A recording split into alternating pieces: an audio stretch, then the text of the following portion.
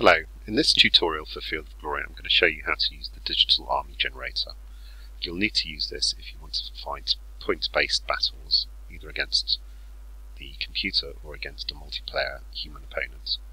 So first open up Field of Glory obviously, and then go to Digital Army Generator. And here you'll find the army books that you've purchased from Slytherin.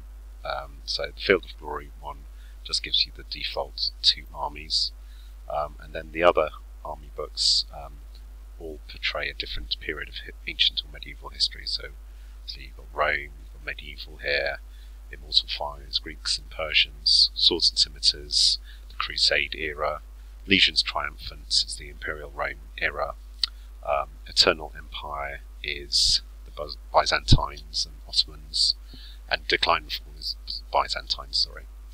So let's show you how to create an army. It's really not that hard. Let's go for a medieval army from Storm of Arrows. So here you now have a list of all the different armies that you can choose from.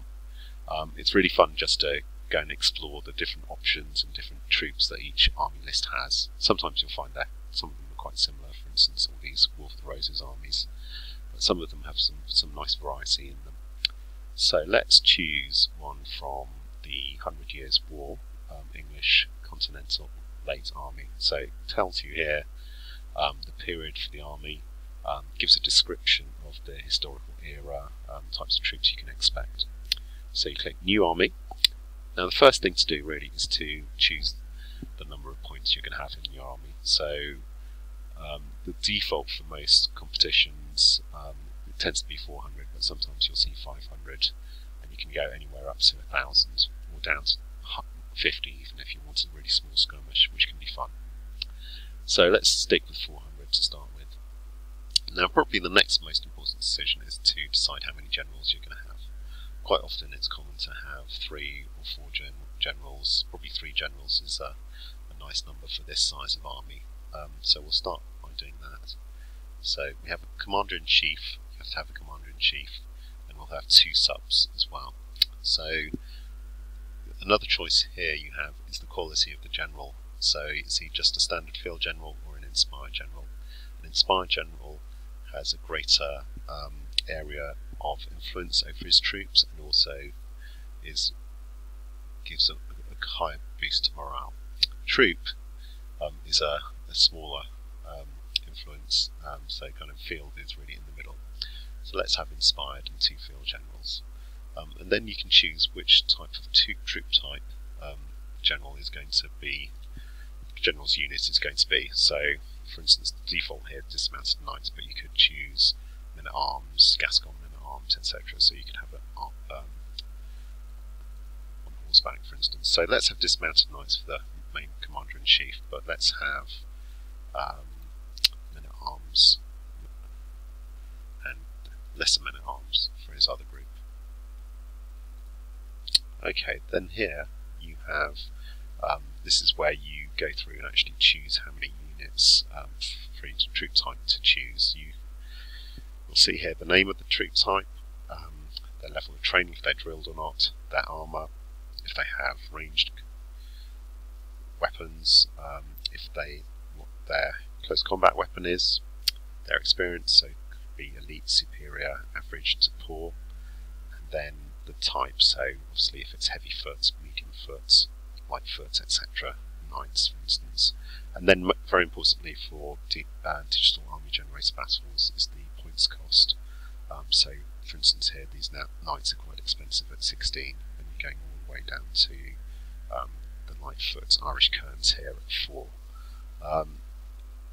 And then limit is important. This is kind of the default amount of troops you need to have in this army to be kind of historically realistic. So English 100-Year Wars armies tended to have a lot of dismounted knights and billmen and that kind of thing, heavy foot, and also a lot of archers. So you're going to have at least 3 dismounted knights or men-at-arms or billmen, and at least 8 longbowmen units, and the rest is really up to you.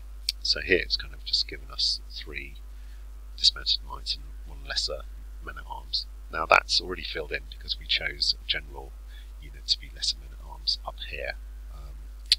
So we could change that if we wanted. So what should we do? We'll have, perhaps let's have some knights as well, some mounted backup. So this army hasn't got many knights. We can only get 3 knight units, and then some hoplars as well, up to 3. So we're going to choose some more knights, and actually maybe we'll have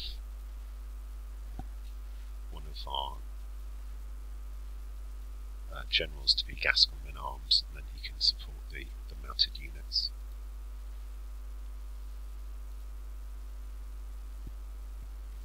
So what else shall we have? Some crossbowmen, maybe. No, I don't think we need those. We've got our longbows. You can have a choice here whether to have a fortified camp, which can protect your baggage camp more. You can have artillery as well. Or here we've got light horse, for instance. Those could be useful just for as skirmishers. We've got different types of heavy foot here, German spearmen, Gascon brigands. Medium foot's always useful to have, so we'll have some of those, and some Welsh spearmen.